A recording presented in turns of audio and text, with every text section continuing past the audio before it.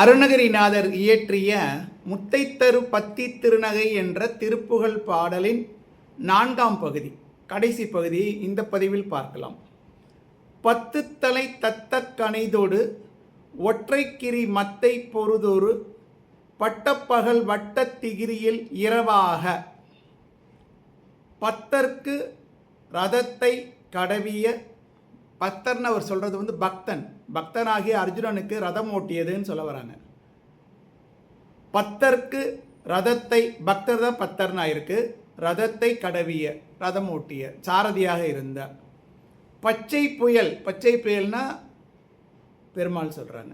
பச்சை புயல் மெச்சத்தகு பொருள் பட்சத்தோடு ரட்சித்தருள்வது ஒரு நாளே. இப்போ இந்த 2 ஸ்டாண்ட்ஸா 2 பேராகிராஃபுக்கும் அர்த்தம் பார்த்துடலாம். 10 தலை தத்த அப்படின்னா ராவணனுடைய 10 தலைகளும் சிதறி விழுமாறு ராம அவதாரம் எடுத்து, கணை தொட்டு, ஒற்றைக்கிரி, அதோட அந்த முடிஞ்சிருச்சுங்க. ஒற்றைக்கிரி ஒப்பற்ற மந்தார மலையாகிய மத்தை பொருதொரு மத்தால் திருப்பார்கடலை கூர்ம அவதாரம் எடுத்து கடைந்து. கூர்ம அவதாரத்தில் மந்தார மலையை கீழே இருந்து தாங்குறாருங்க. மலை உள்ளே போக ஆரம்பிச்சிருச்சு, பார்க்கடலை கடையிறப்ப சப்போர்ட் பண்ணுறாரு.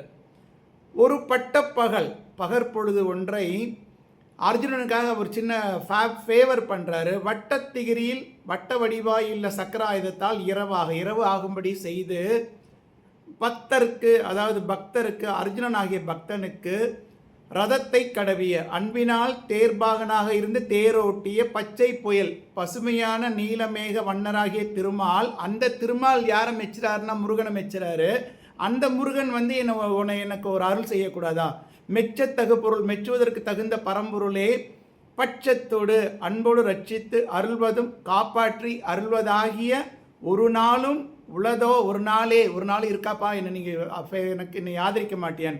பொடிப்புரை ராமாவதாரம் எடுத்து ராவணனுடைய தலைகள் 10 சிதறி விழ கணைகளை விடுத்தவரும் கூர்ம அவதாரம் எடுத்த ஒப்பற்ற மந்தார மலையால் பார்க்கடலை கடைய ஒத்தாசை பண்ணியவரும் அவர் கீழே தாங்கிக்கிறார். ஒரு பகற்பொழுதை வளைந்த சக்கராயுதத்தால் இரவாகும்படி செய்து பக்தனாகிய அர்ஜுனனுக்கு தேரோட்டியாக இருந்தவரும் பசுமை நிறமுடைய மேகம் போன்ற திருமேனியை உடையவரும் ஆகிய நாராயணமூர்த்தி மெச்சுவதற்கு உரிய முருகப்பெருமானே அப்படின்னு கூப்பிட்டு அன்புடன் அடியேனை காப்பாற்றி அருள்வதாகிய ஒரு நாளும் உள்ளதோ அப்படின்னு அருணகிரியார் கேட்கிறாரு என்று சொல்லி இந்த திருப்புகழ் பாடலை முடிக்கிறேன்.